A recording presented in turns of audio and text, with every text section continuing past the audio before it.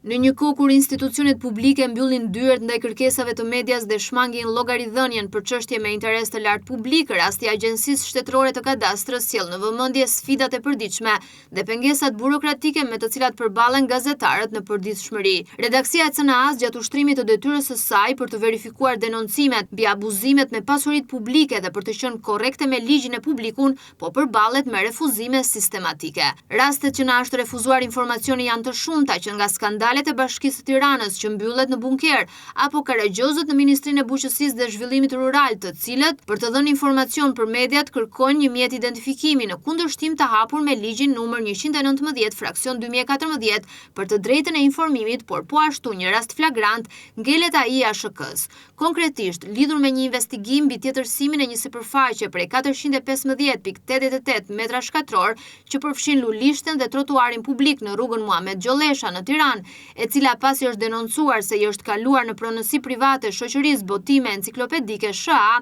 CNA dërgoi një kërkesë zyrtare për informacion në 22 qershor të 2026-s. Megjithatë, përgjigjja e ardhur pas rreth një muaji e gjysmë nga drejtuesit e kadastrës ishte një bllokim i pastër dhe abuzim me detyrën. Përfaqësuesi i ASHK-s Igli Lubonja ju përgjigj zyrtarisht CNA-s duke theksuar se duhet të aplikojë përmes portalit i Albania, një lloj si një qytetar që kërkon pronën, duke shtuar se institucioni e ka gjëja të ndaluar të jap informacion gazetarëve përmes rrugëve ligjore standarde të drejtës së informimit. Ky keq interpretim flagrant i ligjit për të drejtën e informimit dhe i neneve kushtetuese dëshmon një qasje mbrojtëse ndaj skandaleve dhe një përpjekje të hapur për të fshehur të vërtetën nga qytetarët. Thëndryshe, me këtë përgjigje, zoti Lubonja dëshmon se është një idiot në krye të kadastrës pasi media nuk aplikon në Albania pasi nuk po kërkon të regjistrohet ndonjë pronë, as të merret ndonjë tapi, por po kërkon informacion mbi denoncimet për tjetërsim prone publike. Përballë këtij standardi të mbylljes së dyerve dhe arrogancës institucionale, CNA ka paralajmëruar ndërmarrjen